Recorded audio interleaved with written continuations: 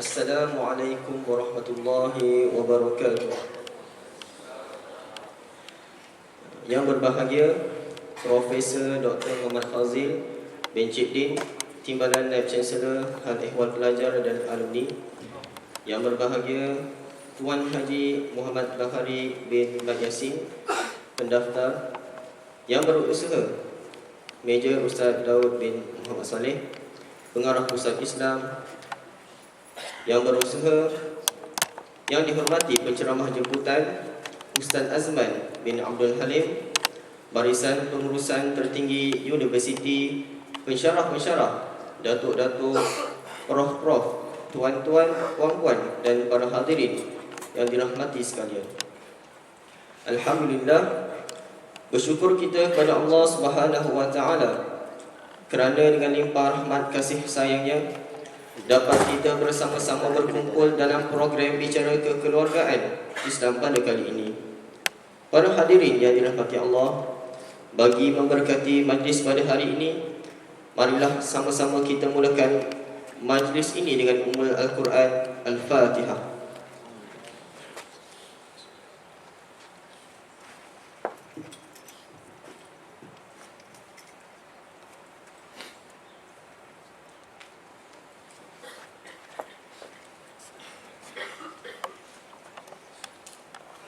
Untuk makluman hadirin sekalian, program bicara kekeluargaan Islam yang diadakan pada hari ini adalah bersempena dengan sambutan Ma'al Hijrah peringkat UPNM 1436 Hijrah. Program bicara kekeluargaan Islam kita yang bertajuk Membina Keluarga Bahagia akan dikupas oleh penceramah yang dijemput khas, iaitu Ustaz Azman bin Abdul Halim. Beliau merupakan pendakwah bebas yang berasal daripada Negeri Sembilan. Beliau juga merupakan lepasan Universiti Azhar dalam bidang syariah. Para hadirin yang dirahmati Allah, seterusnya tanpa melengahkan masa lagi, dijemput Ustaz Azman bin Abdul Halim untuk mengambil tempat di hadapan bagi memulakan program pada pagi ini.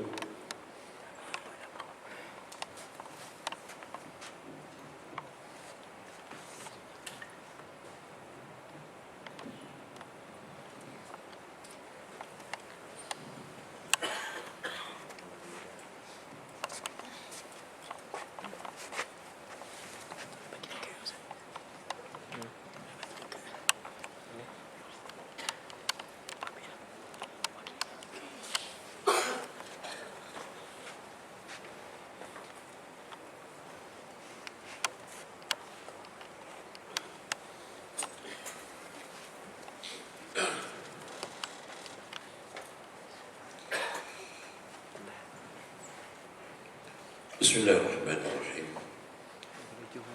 Alhamdulillahillazi arsala rasulahu bil huda wa dinil haqq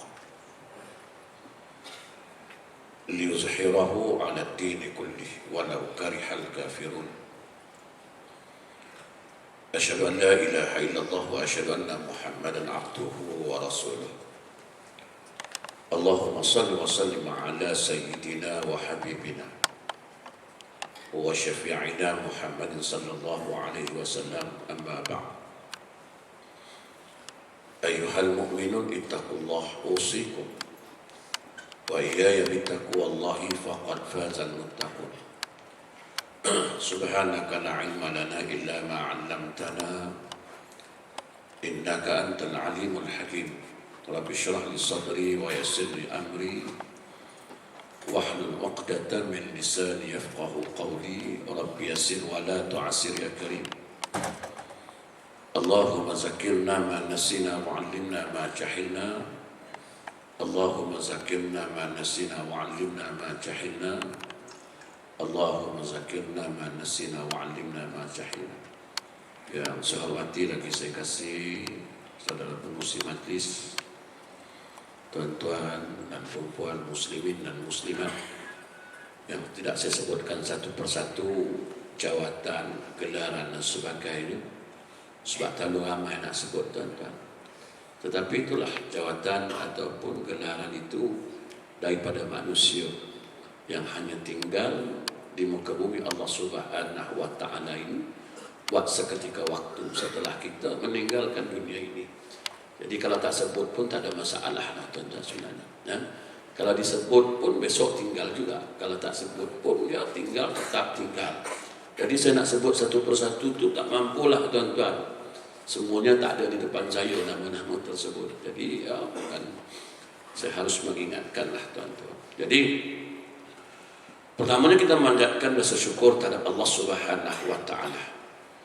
Kerana dengan limpah kurnia dan inayahnya kita masih lagi diberi kesempatan, masih lagi diberi peluang oleh Allah Subhanahu wa taala untuk kita sama-sama meneruskan kehidupan kita di muka bumi Allah taala ini, sekaligus dapat melaksanakan segala tuntutan-tuntutan Allah dan meninggalkan segala larangan-larangan Allah Subhanahu wa taala insya-Allah. Dan pagi ini insya-Allah kita sama-sama berkongsi ilmu. Bukan nak ngajar tuan-tuan duduk universiti kan, orang yang dah memang cerdik tuan-tuan. Dah memang pandai, dah memang cerdik. Yang duduk sini pun yang profesor-profesornya, pensyarah-pensyarahnya, ya golongan-golongan yang pandai lah tuan-tuan, golongan-golongan universiti yang pandai. Takkan saya nak ngajar tuan-tuan yang dah pandai. Jadi tuan-tuan, saya datang sini kita berkongsi ilmu. Tuan-tuan pun ada ilmu sedikit, saya pun ada ilmu sedikit. Walaupun tinggi mana mengaji pun Allah tetap kata ilmu kita sedikit. Wa ma utitum minal ilmi illa qalila. Allah kata ilmu kita ni mengajilah sampai mana pun, master, PhD, apa pun, profesor dan sebagainya, tetap Allah kata wa ma utitum minal ilmi illa qalila. Aku bagi sikit aja, tak banyak. Kadang-kadang kita dah ngaji sampai profesor pun, kadang-kadang yang kecil tu pun kita tak puasan. Kadang-kadang orang yang mengaji sikit tu dia puasan pula. Jadi tuan-tuan, kita berkongsilah. Cuma bezanya tuan-tuan ada ilmu, saya pun ada ilmu. Cuma tuan-tuan tak ada autoriti je. Itu ya. Autoriti nak cakap, ilmu ada tuan-tuan. Sekarang ni dunia hari ini, dunia yang perlukan nak bercakap mesti ada autoriti. Apa pun nak autoriti tuan-tuan. Ilmu tinggi autoriti tak ada pun tak boleh cakap juga tuan-tuan. Apa autoritinya tuan-tuan? Bukan orang lain tak percaya. Kadang-kadang isteri sendiri pun tak percaya apa yang kita cakap. Kita pergi masjid, pergi surau, pergi kuliah, dengar ustaz tu cakap. Balik sekali lagi bagi tahu kat orang rumah apa yang ustaz tadi cakap. Kita pindahkan apa ustaz tu cakap, kita bagi tahu kat bini kita. Kita baru nak cakap, apa isteri kita kata? Dah lah bang, tak payah jadi ustaz.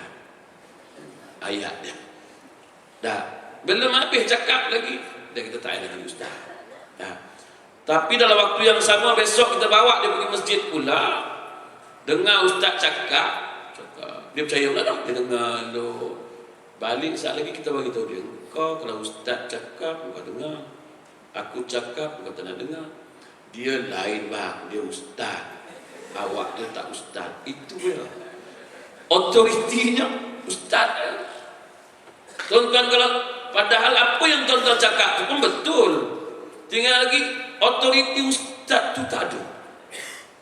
Seolah-olah agama ini mesti ustaz yang cakap. Sedangkan Nabi SAW sebut balighu anni wala ayah. Ada tak khitab terhadap ustaz? Tak ada. Sampaikan walaupun satu ayat. Tak ada pun khitab mengatakan mesti ustaz cakap benda tu. Seolah-olah orang tak agama ni, dia tak boleh cakap bab agama. Sebab dia tak orang agama, dia tak pandai cakap bab agama. Sebenarnya tuan-tuan, kaedah tu tak boleh guna dah. Orang masa rumput pun boleh cakap tentang bab agama kalau dia mengaji, dia faham. Walaupun tak title ustaz. Tapi dunia hari ini, dunia yang nakkan, siapa dia tu? Masa rumput depan tu, dia pula nak cakap bab agama. Mesej dalam rumput tu. Sebab apa? Orang agama saja nak boleh cakap agama. Orang tak agama tak boleh cakap agama. Dia macam orang nak menembak tuan-tuan kan. Orang yang tak pandai menembak, kita bagi dia senapang, bagi dia 100 biji peluru tuan. Kan? Orang kata apa? Bagi kat dia buat. Oh, dia bukan pandai nembak pun. Kan? Jangan cakap 100 biji peluru, kita bagi dekat dia, kita kata apa? Bagi buat apa kat dia. Dia bukan pandai pun nembak. Nak tengok pandai tak pandai, duduk depan tengok. Dia memang tak pandai nembak, tapi kita bagi dia senapan, suruh depan tengok. Agak-agak ada tak kena sebiji dua tu. Jangan ingat orang tak pandai nembak ni langsung tak boleh menembak, kan? Siapa yang kata dia ni pandai-pandai nembak? Kalau betul dia tak pandai nembak, kau duduk depan dia, aku nak tengok. Agak-agak kena tak? Berani tak?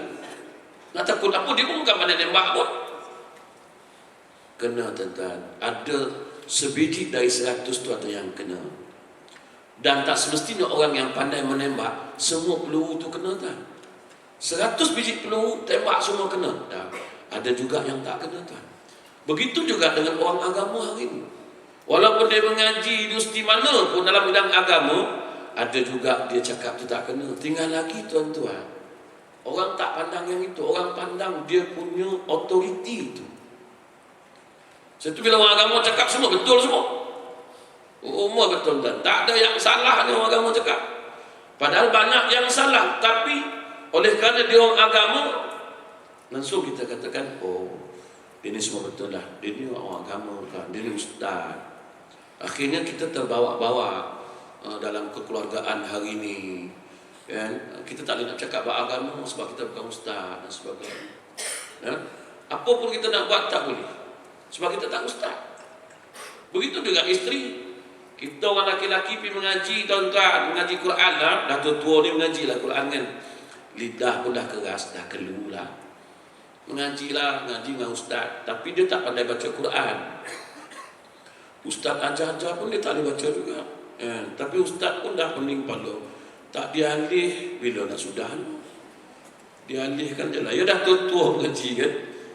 Ustaz pun dengar dia baca, alam tara kaifa fa'ala rabbuka bi ashabil fil. Apalah papa pula tadi, betulkan salah tu, tuan. Alam tara kaifa fa'ala rabbuka bi ashabil fil. Dia papa agak lagi. Dah 10 kali aja papa, sudah ustaz kena menyampah dia. Boleh lah, tuan. Langsung dia katanya boleh. Boleh tu, orang tua-tua ni semangat dengar. Boleh ke ustaz? Boleh lah tu. Dia pun balik semangat baca kat rumah. Bini mengaji, bini mau pandai baca Quran, kan? Selalunya orang perempuan dia pandai baca Quran lah. Orang laki-laki ni dia kurang sikit. Tadi ustaz dah kata boleh, balik bacalah kat rumah. Alam tara kaifa fa'ala. Apalah papa tu, bang.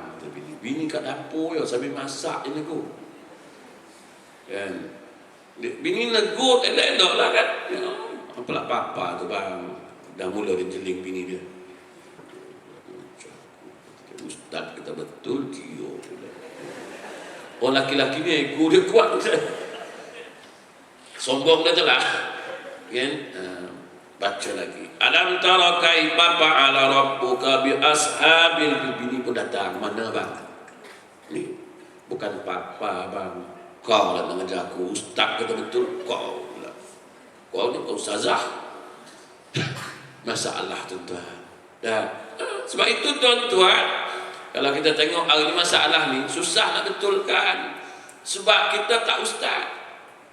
Kadang-kadang ustaz lagi sombong pada tak ustaz pun ada juga.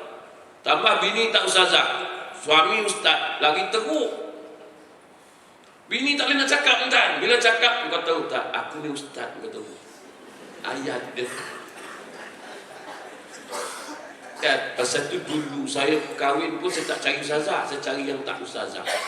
Itu petua cari isteri lah. Cari isteri ni pertama sekali, tuan-tuan, pertama sekali cari isteri yang bodoh sikit pada kita.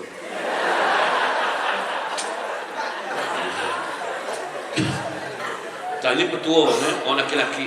Tapi bukan bodoh sangat, kan? Kok bodoh sangat pun salah.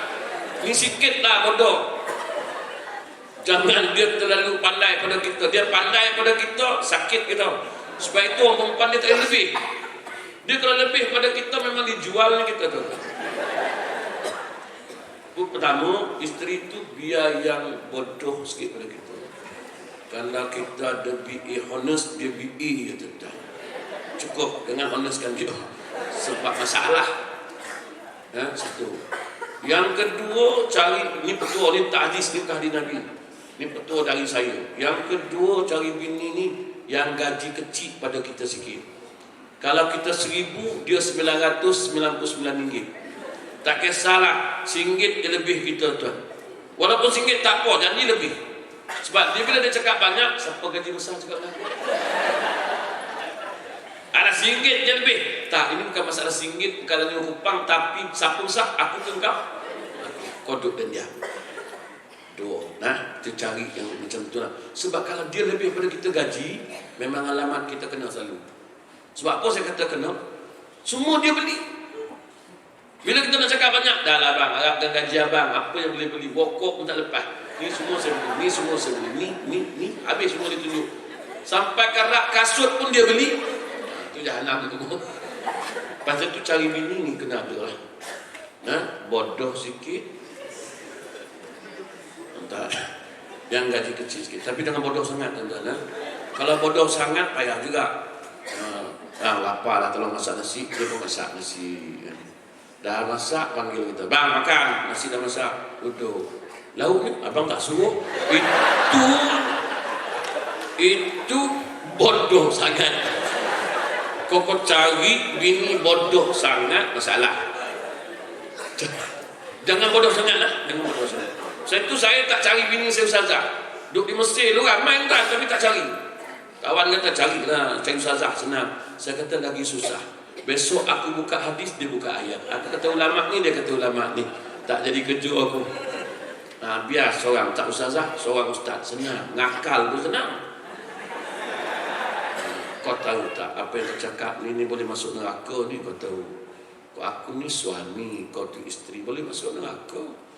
Langsung senyap. Senang tak? Tapi kalau dia lagi pandai pada kita, habis saya je masuk neraka, awak kata dia. Nyayu dah. Jadi tuan-tuan nak bina keluarga bahagia ni bukan senang tau. Senang tuan-tuan bila mana ada ilmu. Kan?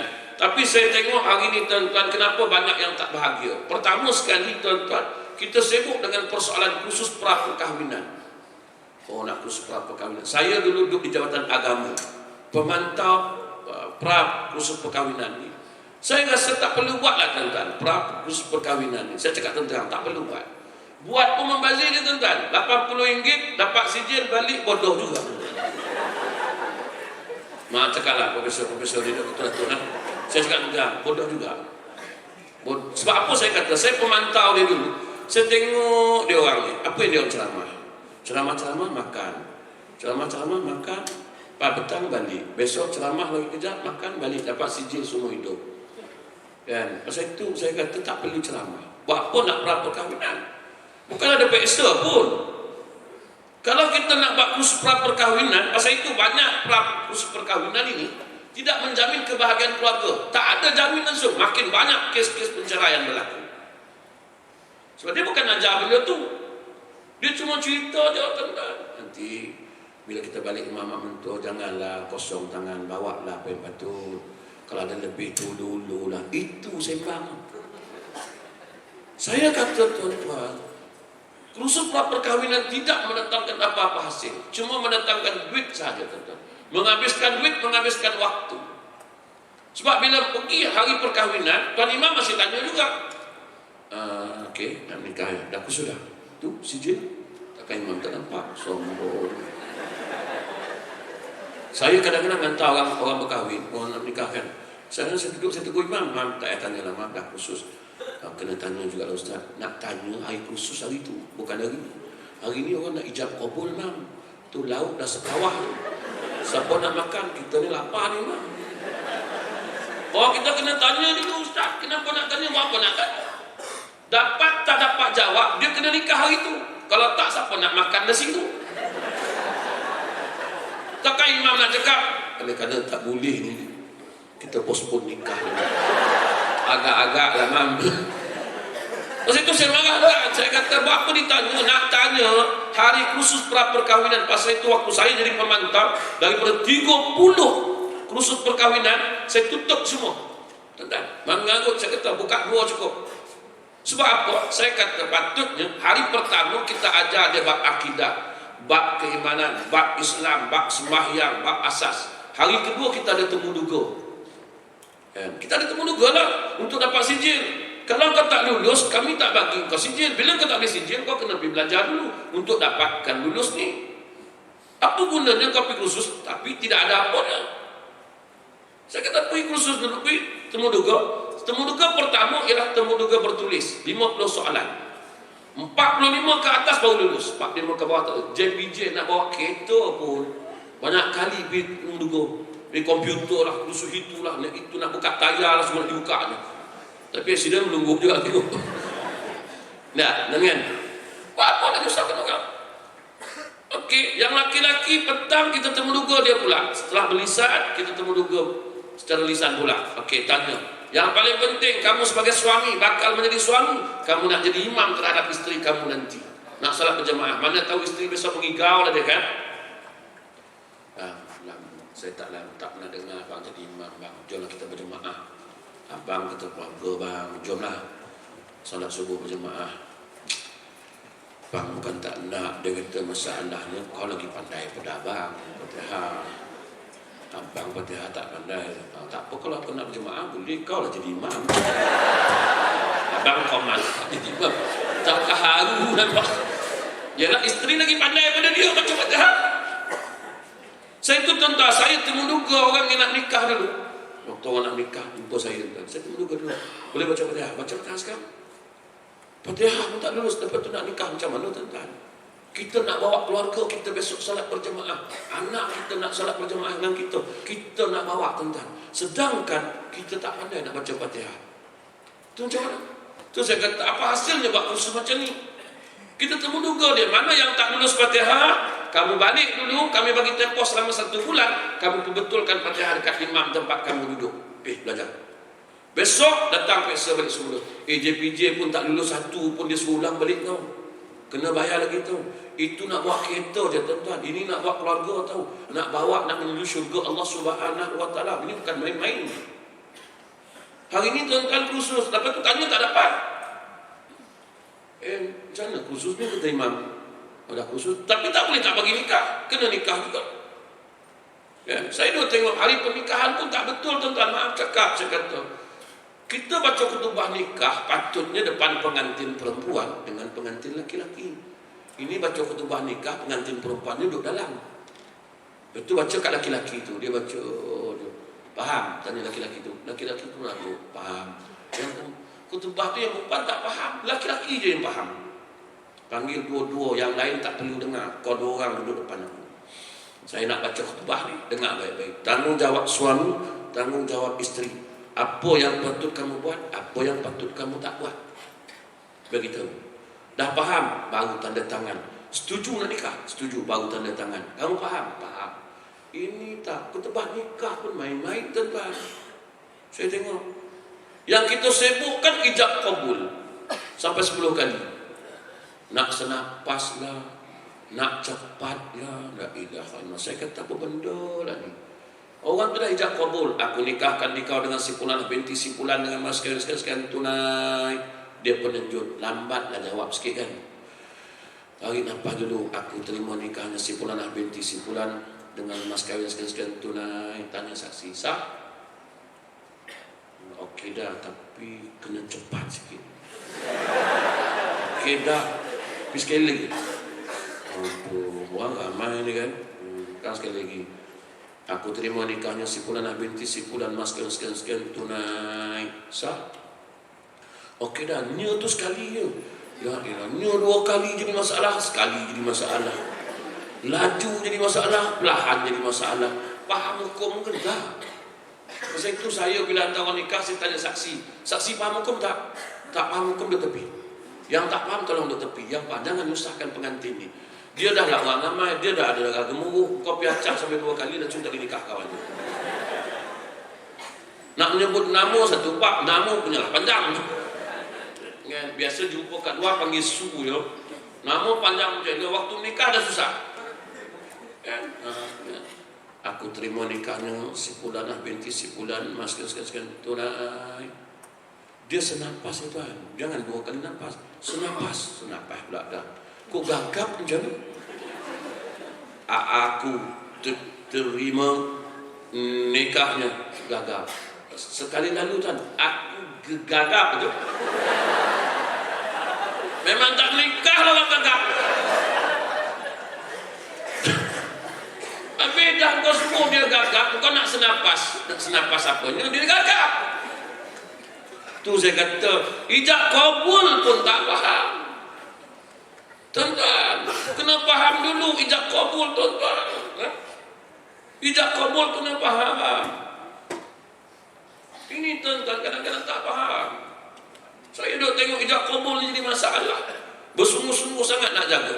Dia yang tak boleh lama ni tuan-tuan, tak boleh berselang antara dua ijab dan kabul. Aku terima nikahnya si Fulanah binti si Fulan. Dia tak boleh berselang dengan aku nikahkan dikau dengan si Fulanah binti si Fulan dengan mas kawin sekian-sekian tunai. Dia njut tapi tak jawab lagi. Dia relax, dia tanya tu. Semua dah siap dah. Nasi dah siap. Tahu? Tak jawab ke? Dah siap dah penting, jawab je lah. Aku terima nikah ni semua. Yang itu je yang tak boleh tuan-tuan. Kalau nak tarik nafas tu, ya memanglah kita nak tarik nafas, nak mengingatkan dulu. Bukan ada selang kata kat situ. Ini yang tak faham hari ini. Ini bab ijab kabul pun tak lepas tuan-tuan. Macam mana? Dari khusus perkahwinan sibuk, dari ijab kabulnya sibuk tuan-tuan saya tengok. Sepatutnya sibuknya daripada mula tuan-tuan. Nak dapat keluarga bahagia. Nabi kata tunkahul mar'atu li arba'in. Nikah kamu 4 perkara ni perempuan. Ada 4 ni, insya-Allah kamu bahagia. Sebab apa? Pertama, kamu nak cari perempuan yang ada paras rupa lah sikit. Dan adalah paras rupa supaya besok bila kau dah nikah, kau tak tengok orang lain dah sebab isteri kau pun dah cantik. Pasal tu tengok, tapi tengok cantik perempuan ni bukan pukul 11 pagi. Tengok cantik perempuan ni waktu bangun tidur. Dia bangun tidur tu tengok, tu cantik tak cantik. Kalau cantik, yang itu confirm cantik. Maknanya pukul 11 tu, dia touch up sikit je. Ini kau dah tengok pukul 11 pagi, memanglah dia dah cantik sebab dia dah touch up banyak. Dah macam lampu traffic light tu. Bobo maskara, bulu kena melentik, bulu mata melentik, semuanya melentik kau tengok. Dah pukul 11 pagi. Besok kau bangun tidur tengok dia. Hari tu aku tengok dia cantik. Tengok serabut pula aku tengok. Pasal tu orang lelaki, maaf kerana orang lelaki. Orang lelaki ni tak pandai menengok. Dia tengok dah pukul 11 pagi. Siapa suruh kau tengok 11 pagi? Tapi ustaz, hari tu saya tengok cantik lah ustaz. Pukul berapa tengok? Pukul 12 tengah hari. Patutlah. Itu dia panggil tazwir, pembohongan. Sebab itu orang perempuan ni banyak membohong. Make up son tarik kuning, tak ada rambut bubuk pula sepan belakang. Nak bagi tudung tu macam lawi ayam tu. Yang laki-laki ni pula tengok lawa tu ni. Apa masalah kau? Faham? Salah tengok. Satu bila dah tengok serabut tu yang kau cari orang lain tu. Nampak tak? Tuan-tuan ni salah tengok. Salah tengok perempuan. Cantik ni tengok dia bangun tidur. Satu, kalau kita tengok dia, kita hantar wakil kau pergi tidur rumah dia, kau tengok dia lawa tak? Dia tak macam orang dulu. Orang dulu lain tuan-tuan. Yang tuan-tuan ni semua orang yang lama-lama lain dulu. Dulu kita ikut orang tua je tuan-tuan. Sebab kita ni taat pada orang tua. Satu tuan-tuan je tengok. Kadang-kadang mak kita cantik, bapak kita tu Allahu Akbar. Kita sampai cakap kat mak lah, mak macam mana? Mak punya lawa cari abah macam ni.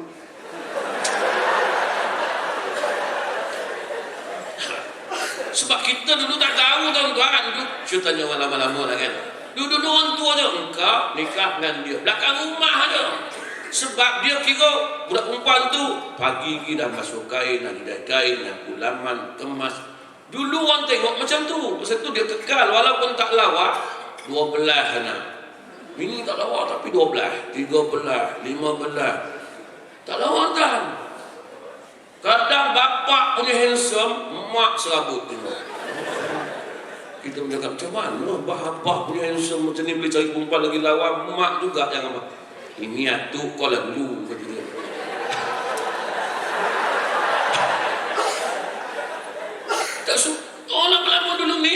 tengok macam tu dulu. Mana ada bangkang tuan-tuan. Pasal itu dia perkahwinan dia kekal. Sebab orang tua-tua tengok, biarlah sakit di mata, tapi hati dia sangat cantik tuan-tuan. Kita tengok dia, Allah bagus dia muda ni, kan berkemas pandai, masak pandai, tu bahagia. Kita hari ni mereka tengok cantik luaran tuan-tuan, berkemas haram tak tahu kan. Tambahlah sekarang ni semua guna alat-alat canggih tuan-tuan. Mesin basuh tekan dia button, tak siap kan, duduk tengok TV, masak air, masak nasi, semua tekan button tuan-tuan. Tapi makan lambat juga tengok. Kadang tuan-tuan basuh kain pakai mesin puli auto lagi, kain berbakul tuan-tuan, tak basuh. Kadang dah basuh pula tak berlipat 3 bakul. Kadang suami tanya, baju mana baju? Cuba tengok dalam bakul tu.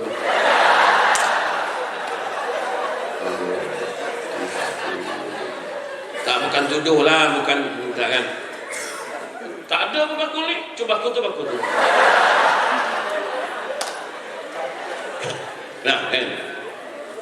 Kalau tak ada bakul tu tengok. Kalau tak ada cuba tengok, agak tak sidai lagi kau dah mesin basuh. Dah mesin basuh. Bau gulung macam ulang kan tu. Tak basuh. La ilaha illallah. Kan tak sidai lagi tak. Kadang tengah dalam mesin tu ambil iron terus. Rupa kering dalam mesin dah. Allahu Akbar. Oh dulu tuan-tuan tak ada, 3 light basuh. Siap jemur, siap lipat, elok dulu. Hari ni makin canggih, makin pemalas tuan-tuan. Dan minta maaf lah ibu nah. Kakak minta maaf kan, memang itu realiti lah kak. Saya kat rumah, saya tak bagi orang rumah macam tu. Saya kalau menunggu-nunggu, saya ambil plastik hitam, saya ikat-ikat tak kat luar. Sagi lori lalu ambil.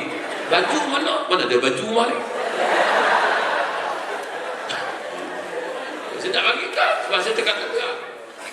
Makin alat canggih, makin kita guna zaman canggih ni, makin teruk buat kerja. Kain tak bersidai, tak berlipat. Dia nak lipat pun 3 bakul kan. Oh dulu tuan-tuan tengok 3 lai basuh kat sungai lagi pakai sabun. Sabun pun bukan macam sabun sekarang, sabun cak kapak yang panjangnya, yang warna hijau kan, kerak basuh. Baru dia sabut yang ada dawai, sampai tinggal dawai lah kawan tu. Elok je baju. Hari ni baju pun dalam bakul dia kan. Tapi sekarang dah rajin sikit lah pakai hanger, sangkut dia pakai hanger, senang tak payah lipat. Tu yang beli ampai banyak lah rumah tu kan. Ampai sangkut. Baju mana cuba tengok sangkut tu. Sekarang punya tu. Tapi nak menikah belanja punya lah mahal, 11,000, 10,000. Tapi kain dan bakul 3 bakul. Orang dulu walaupun murah tengok kerja siap elok. Pasal tu bahagia dulu. Sekarang ni nak balik pun menyampah tengok. Tu satu tuan-tuan. Kadang dapat isteri, kadang tak ada orang perempuan tu kena faham tuan-tuan, orang lelaki. So orang perempuan ni dia rajin bertanya. Dia cukup rajin bertanya tentang orang perempuan ni. Kita balik cepat pun dia tanya. Balik lambat pun tanya. Tak bekerja, tak cuti pun tanya. Tak kerja pun tanya. Kita lambat balik ni bang, kerja banyak tu kerja, ingat nak balik kerja. Tak panas telinga bang. Besok awal balik, setelah balik pun tanya juga, awal balik ni bang, dah tak ada kerja. Awal lah balik kan, pun tanya juga kan, kerja je pun dia tanya juga, abang ni tak ada cuti ke bang? Orang lain pun ada cuti juga, boleh bawa anak jalan, pangkat naik juga, gaji naik. Abang tak cuti, pangkat tak akan naik. Panas jadi besok ambil cuti 2 minggu. Duduk rumah relax, tidur baring. Pun nanya juga dia, abang tak kerja ke bang? Cuti ke berhenti? Sebab dah lama sangat tak kerja. Saya tak tahu lah apa masalah ibu-ibu orang perempuan ni, saya tak tahu apa sebab masalah dia. Tak tahu bukan sini lah kot balik, tapi sama je saya tengok. Saya tak tahu lah. Ibu tanya tak lagu tu suami? Tanya kan? Tengok ngangguk. Tak apa masalah ibu? Saya nak tanya lah, apa masalah? Apa masalah yang jadi macam tu? Yang suka nanya. Itu kan sayang buat suami menyampah. Yang sayang ni, abang nak makan belum? Abang nak makan apa? Dah minum belum? Itu baru kasih sayang. Ini buatkan suami jadi menyampah. Laki-laki ni dia tak suka tanya banyak kan? Saya tu sayang dengan isteri saya tak suka isteri saya tanya banyak-banyak. Yang perlu dia tanya. Ini kau tanya, lambat balik bang? Lambat ceramah ni. Cepat balik pula? Cepat balik. Awal ke ceramah? Dah awal pula kan. Sekarang isteri saya tak tanya dah sebab apa? Dia tanya, awal balik bang? Saya start kita, saya keluar balik. Tu mana nak pergi tu? Awal lagi, keluar. Isteri saya pun dah tak nanya sekarang. Bila tak nanya saya nak risau. Jadi nanya pula tu dah sudah. Tapi itulah saya katakan nak tanya buat apa. Yang penting suami balik cepat. Alhamdulillah awal suami saya balik. Lambat balik, doakan keselamatan dia, ya Allah, selamatkan suami aku ya Allah. Ini patutnya barulah kita rasa bahagia. Ini bila lambat dia balik dah mula mikir muka-muka entah mana lah pergi ni, perempuan mana lah diangkut ni. Tak balik. La ilaha illallah. Tak, ini masalah yang jadi tak bahagia tu lah masalah dia. Ni satu, kita cari isteri yang cantik lah tuan-tuan. Kalau boleh yang paling cantik lah cari. Tapi tak dapat nak macam mana sebab kita pun tak handsome. Satu. Yang kedua, cari isteri ni keturunan yang baik. Keturunan baik itu tak semestinya tuan-tuan. Kadang-kadang ada juga dia tak keturunan yang baik tapi dia baik. Dia pun tak dilahirkan minta macam tu. Contohlah anak luar nikah tapi dia baik, tutup aurat, semayang, alhamdulillah bagus mengaji. Tapi dia nak luar nikah. Kita tak boleh hukum dia sebagai orang yang tak baik. Sebab dia nak luar nikah yang beriman. Apa masalahnya? Memang kalau boleh kita cari keturunan yang baik, tapi dia tak ada keturunan macam mana? Kita jangan kata keturunan baik ni maksudnya apa? Carilah wanita yang baik, yang berakhlak mulia. Ya tengok pada diri dia tu berakhlak, ya silakan. Ya kita bukan tahu pun keturunan kita tuan-tuan. Kak ayah kita tu baiklah, atuk kita dulu. Moyang kita dulu kita tahu. Kita orang Melayu pun ben sampai 3 ya. Contohlah kan Muhammad Abdullah Zaid 3 ya. Muhammad bin Allah bin Zaid. Zaid aku tak tahu. Samalah tuan-tuan. Kan kita ni bin 3 kita tahu. Abah kita, atuk kita, dah itu je kita tahu. Lepas tu kita tak tahu. Kita tahu yang dulu-dulu tu tak tahu. Dulu-dulu tu lanun ke mana kita tahu. Hantu raya ke bukan kita tahu pun. Tapi atuk kita tu okey. Atuk kita tu imam. Okey tak usah. Abah ke apa? Bilal. Atuk imam. Oh keturunan baik-baik ni. Moyang kau dulu? Moyang aku tak tahu lah. Entah-entah moyang kau tahu tu raya kau tak tahu. Tak, kita tengok dia baik, akhlak baik. Jadi cukup. Nak kira yang hantar-hantar tu kita pun tak tahu. Yang berhantu raya ke apa semua kita tahu. Tuan-tuan. Keturunan yang baik ni tuan-tuan, yalah kita tengoklah dia pandai, tahu tak semayang, tahu tak mengaji. Keturunan yang baik ni tak semestinya orang lelaki tak semestinya ustaz. Tak. Jangan salah faham, ibu-ibu nak cari suami pun macam tu juga. Cari suami yang handsome supaya kita tak cari tengok lelaki orang lain lawa. Kita ni kadang-kadang nak cari suami yang handsome. Betul, cari handsome. Kita handsome kan dia kat rumah, jangan keluarkan handsome. Rumah serabut tak boleh. Kadang-kadang kita ni dalam rumah serabut, kain pelekat, baju tak pakai, terlentang tidur. Bini tengok pun menyampah, pun punya lelaki tidur terlentang, kain pelekat, baju tak pakai, Allah serabutnya lelaki aku ni.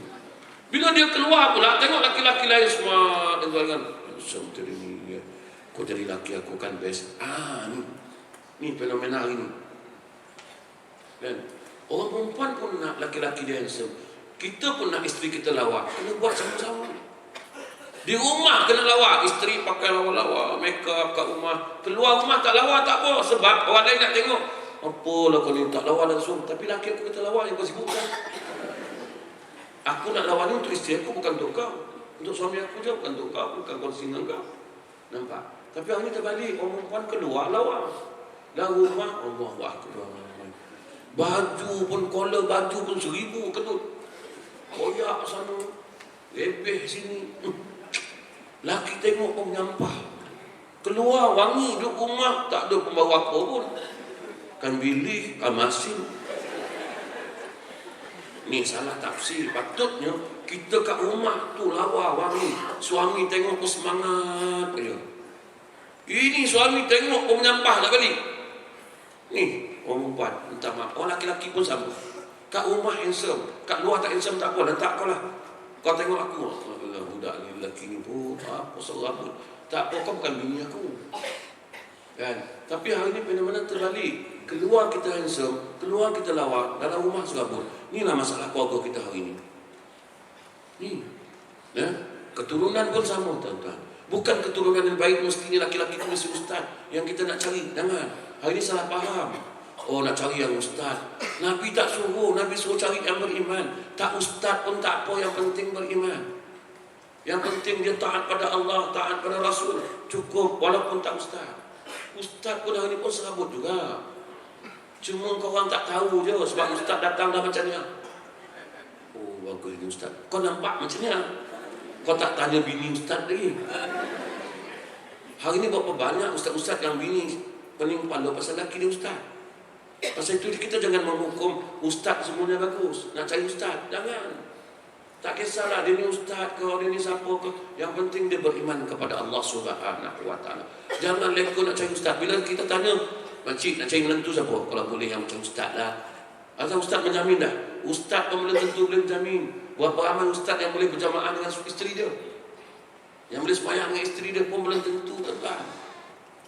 Pasal itu kita jangan leka cari ustaz. Tak kisahlah dia siapa pun, yang penting dia beriman. Bukan semesti ustaz. Ini salah faham tentang nak cari yang ustaz, nak cari yang ustaz. Kenapa?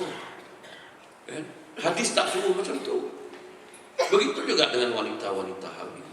Kemudian selepas keturunan, kecantikan, adalah harta sikit. Kalau boleh carilah yang berharta lah. Bukan numpang tak. Tapi sekurang-kurangnya isteri kita tu adalah harta.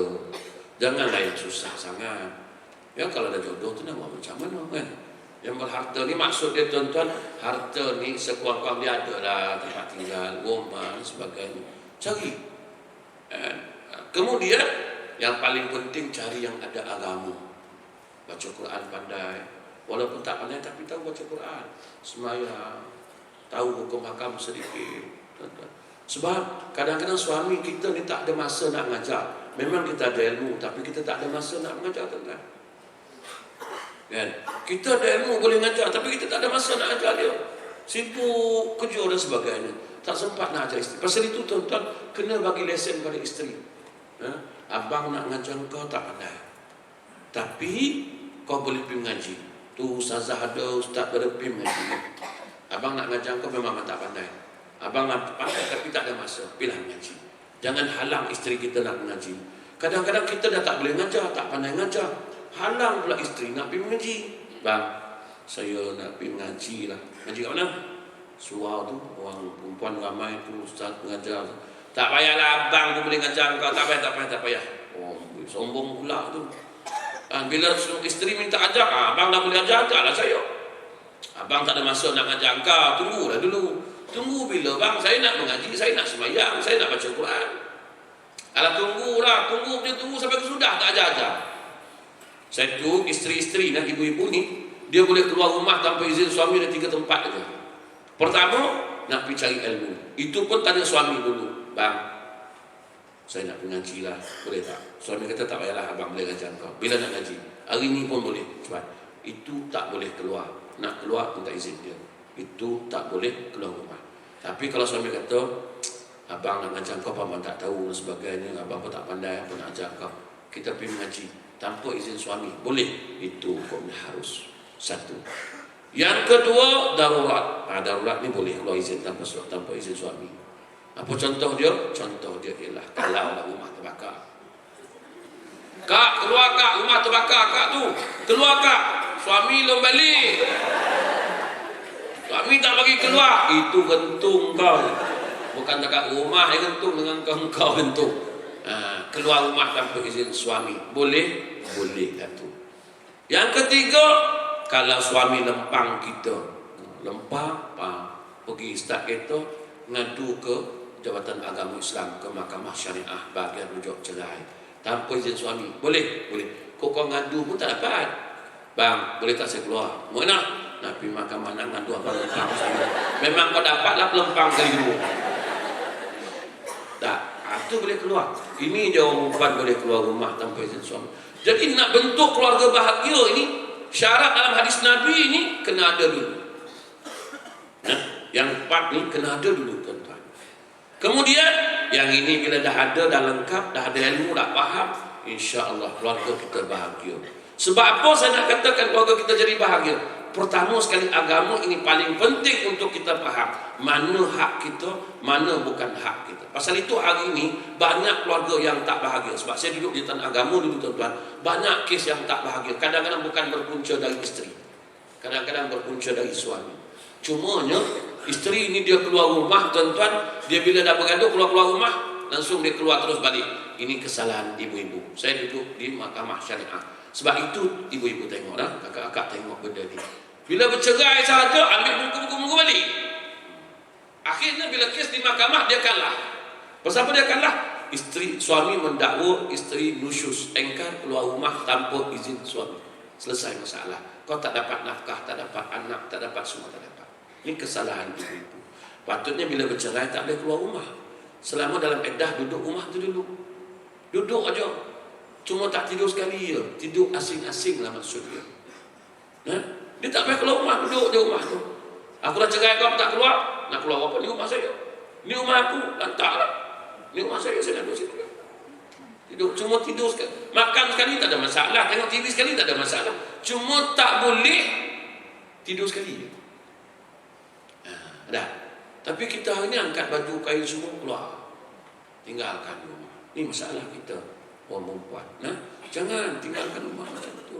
Sebab itu saya nak katakan di sini, banyak kes berpunca, kadang-kadang berpunca dari suami. Maaf cakap laki-laki, hati-hati. Sebab kita pun tak tahu yang mana kewajiban kita sebagai suami, yang mana hak isteri. Kita tak tahu. Sebab itu dalam Islam, kalau kita tengok yang sebenarnya, isteri ini tak ada kerja. Dia kerja dia apa? Istimta'u faqat, melayan suami sahaja. Ada. Suami ini dia duduk di rumah, dia tidur baring. Suami balik sambut senyum. Ni kalau suami tak mampu, dia kena cari orang bantu, orang gajilah. Sebab kewajipan masak bukan isteri, kewajipan basuh baju bukan isteri. Semua tu bukan dia. Sebab bila kita suruh dia buat benda macam ni, dia diri dia tak terurus, lepas tu kita pun tak selera tengok dia, lepas tu kita salahkan dia. Kau suami dia tak ada masak, pagi nak masak, tengah hari nak masak, anak lagi, itu lagi, sehingga dia tak sempat nak ngurus diri dia. Kita pun menyampah tengok dia, kita salahkan dia. Kau tengok bini orang tu lawa je. Macam mana nak lawa bang? Hari-harinya pagi petang siang malam nak masak, dengan kerja lagi dan sebagainya, macam mana bang? Pasal itu orang laki-laki sebenarnya tak boleh nak arahkan dia pergi masak, tak boleh. Minta tolong tak apa, boleh tak tolong masak. Kalau dia kata malas lah bang, nak tidur, abang nak masak, kita masak. Nak macam mana? Ada dosa ke? Dia tak ada dosa. Ibu-ibu tak ada dosa tu. Orang perempuan dia tak ada dosa pun buat tu. Tiba air jam, abang, saya nak tengok TV lah, abang pergi buat sendiri. Ni bukan mamam tua bang, abang buatlah. Ada semua, ada tua oren, minum, oling, semua ada tu. Buatlah sekali. Boleh tak? Boleh. Dahaka, tak dahaka pun. Tapi itu cuma kebajikan isteri sahaja. Dia nak buat, dia buat. Dia tak nak buat, tak buat. Kau nak tidur, dia pun suka tidur. Tapi dia ada perkara wajib yang dia kena jaga. Cuma dia kena backup lawa-lawa, wangi-wangi, duduk. Suami balik pukul 12 tengah hari, jom tidur. Tidur. Tak, ini hukum Suami ajak tidur pukul 12 tengah hari, abangnya apa? Ngigau apa? 12 tengah hari, dia tak kisah tengah hari, subuh, senja, tengah malam, tengah hari. Suka hati kita. Kita balik ni cuaca orang laki-laki tak menentu. Ini hukum lah, faham? Ini hukum. Lepas tu Tuhan kata dalam Quran apa? Faktu harsakum anna syi'tum, bila-bila, anytime. Balik pukul tengah hari, pukul 12, jam tidur. Tidur apa orang tengah hari ni? Dekat luar tengah hari, dalam bilik sejuk. Tidur.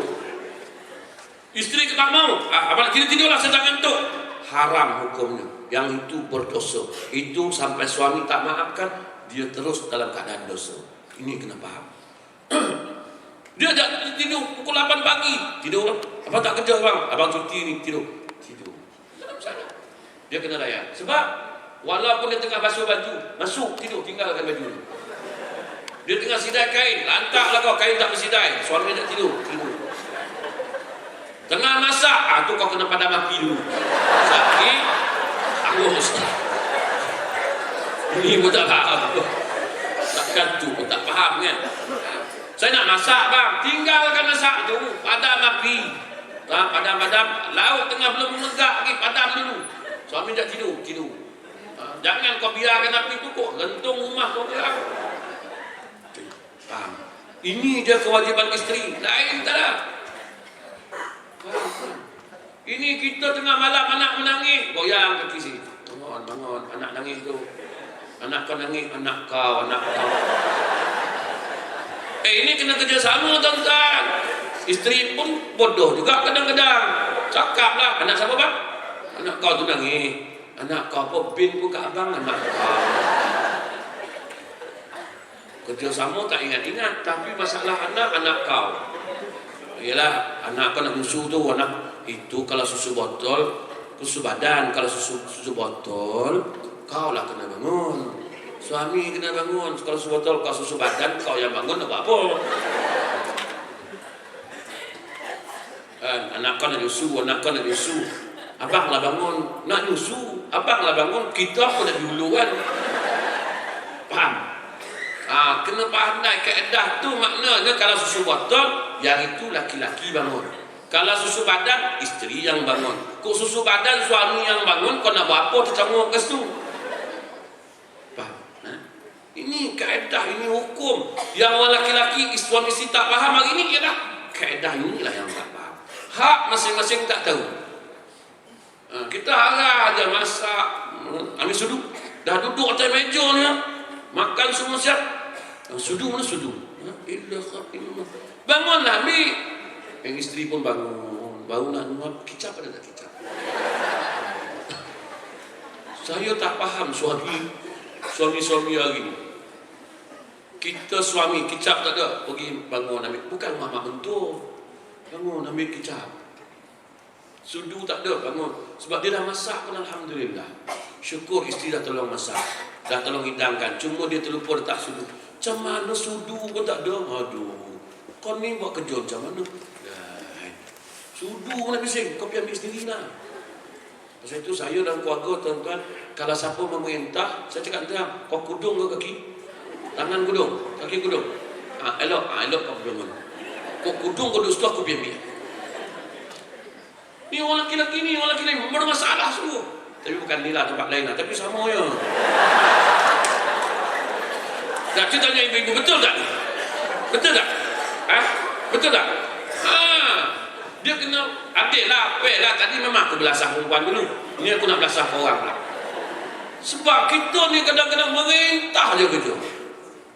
Kita ni style kita ni, tolong cawan. Ambil air. La ilaha illallah. Saya tu isteri jangan muakan sangat suami. Sebab salah isteri bila dia muakan suami dia. Baju nak gosok, sediakan stokin, kasut, semua letak kat katil. Dia keluar bila air jatuh sarung dia. Bila kita dah tak larat, bila kita dah tak mampu buat, akhirnya dia akan keluar tanya, baju mana? Allah bang, saya tak larat lah bang, belum gosok lagi. Kau buat apa tak larat? Nampak, ini bahaya dia. Sepatutnya jangan dilatih. Bang, baju dan mari. Baju tak gosok, abang gosok sendiri. Abang tak mampu, biar terlebih. Ini kerja abang ni. Kena tegas dalam masalah ni. Sebab kerja kita, saya dah bagi tahu tadi. Inilah yang menyebabkan keluarga jadi haru biru ni. Sebab itu kita tak boleh memuakan. Kita kebajikan kita. Ada hari kita nak buat, silakan buat. Ada hari kita tak nak buat, kita cakap elok. Bang, ini saya tak masak. Abang belilah. Kalau abang nak masak, abang masak. Tak apa, abang belilah. Saya tak masak lagi. Masak tak masak? Malas. Sama lah, tak tahu nak fikir apa nak masak.